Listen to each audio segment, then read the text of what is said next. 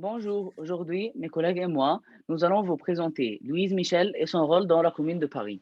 Voici le PowerPoint virtuel que nous allons utiliser pour présenter le personnage étudié dans lequel se trouve un portrait de Louise Michel ainsi que la problématique utilisée et les 6 points que nous allons aborder.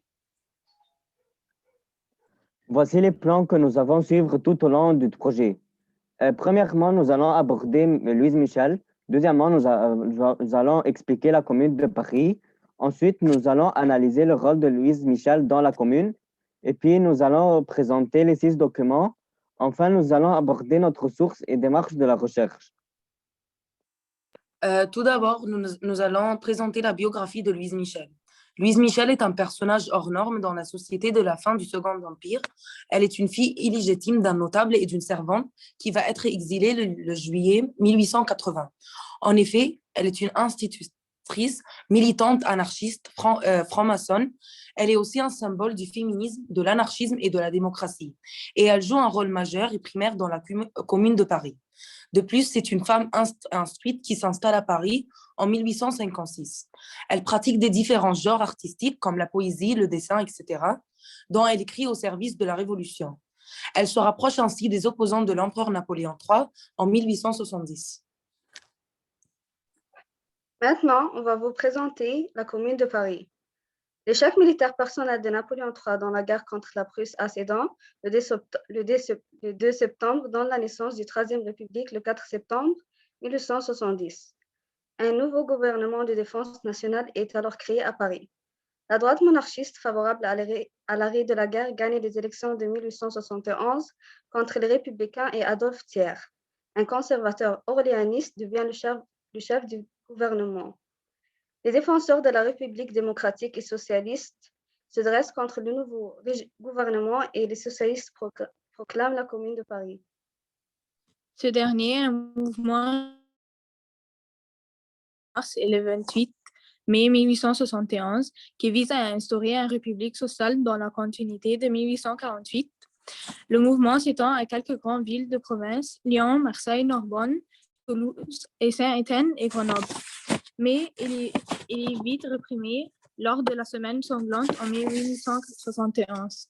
Voici un document qui représente l'écrasement de la commune de Paris il y a 148 ans, mais en mai 1871. Ensuite, voici un autre dessin qui représente l'épisode insurrectionnel de 1871.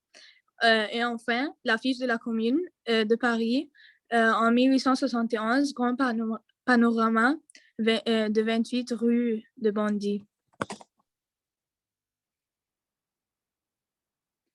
Maintenant, nous allons analyser le rôle de Louise Michel dans la Commune de Paris. Comme nous l'avons mentionné auparavant, Louise Michel est considérée comme une symbole du féminisme.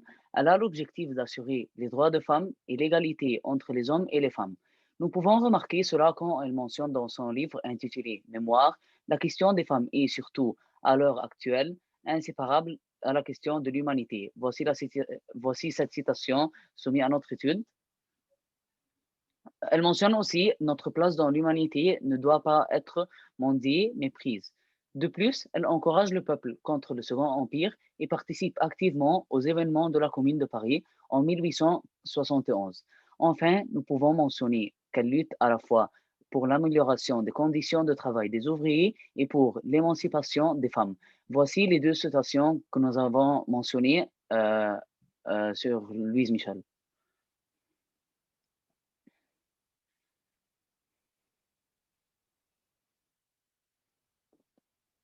Voici une photographie de caractère de Louise Michel. C'est une photographie par E. Appert.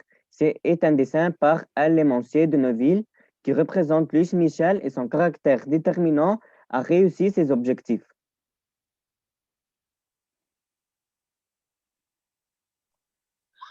Passons au document 2. Voici un autre texte écrit par Lemercier dans les années 1890 qui décrit l'originalité, la personnalité et le caractère de Louise Michel.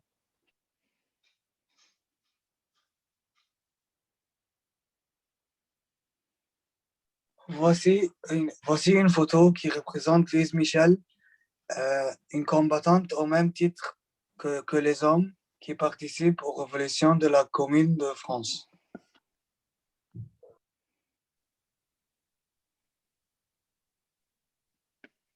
Voici la couverture du livre de Louise Michel intitulé Mémoire, publié en 1886, dans laquelle elle fit le récit de sa vie en revenant sur son enfance, tout comme sur sa carrière d'institutrice, mais aussi critique l'éducation des femmes ainsi que l'inégalité hommes-femmes. En effet, dans l'extrait du livre de la droite, Louise Michel représente une nouvelle vision de droite des femmes, mais applaudissent les hommes qui supportent et aident le mouvement d'égalité des sexes. Ensuite, pour le cinquième document, l'extrait soumis à notre étude est un texte intitulé La défense de Louise Michel, écrit par Louise Michel en 1883, qui représente les discours de Louise Michel devant la cour d'assises de la Seine, dans laquelle elle critique l'inégalité, l'injustice et l'absence du droit de femmes, ainsi que les conditions de vie et travail des classes sociales inférieures. Elle mentionne aussi la présence des famines, ainsi que l'absence de liberté d'expression et des opinions personnelles. De plus, elle met en cause le régime autoritaire avec les crimes commis par le gouvernement. Elle mentionne aussi que tout cela est la cause de la révolution de la Commune. Enfin, voici le sixième document qui est un texte soumis à notre étude et un extrait du journal de Gaulois littéraire et politique publié le 18 décembre 1871 par Henri de Penne, qui représente Louise Michel comme actrice de la démocratie directe.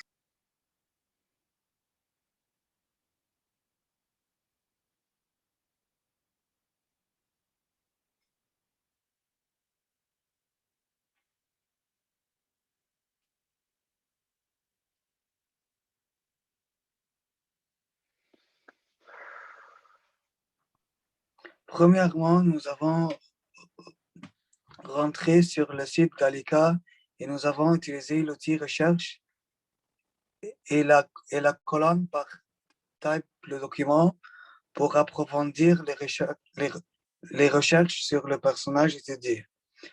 Deuxièmement, après les différents types de recherches, nous avons trouvé de nombreux documents dont on a choisi les plus intéressants concernant notre problématique et sujet. Troisièmement, nous avons fait des recherches document par document. En effet, nous pouvons remarquer quelques outils qui nous ont aidés dans l'exploitation des documents, par exemple, titre, auteur, date de publication, etc., qui permettent d'appliquer la méthode Candide pour chaque document. Ensuite, nous avons réalisé et rédigé la synthèse. Voici deux exemples de la synthèse. Puis, nous avons fait le PowerPoint virtuel avec de nombreuses animations. Enfin, nous avons présenté le document sous forme de vidéo pour mieux expliquer le rôle du personnage.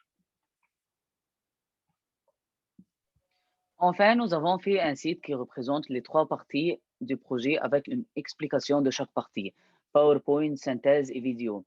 Voici trois photos qui représentent, voici une photo qui représente le PowerPoint, le site que nous avons fait, ainsi que trois photos qui représentent le code qu'on a utilisé et on a réalisé pour faire le site. Nous pouvons aussi vous montrer le site actuel. Voici le site actuel du projet. Mais nous allons mettre le vidéo et vous envoyer le site avec le lien. Merci pour votre attention.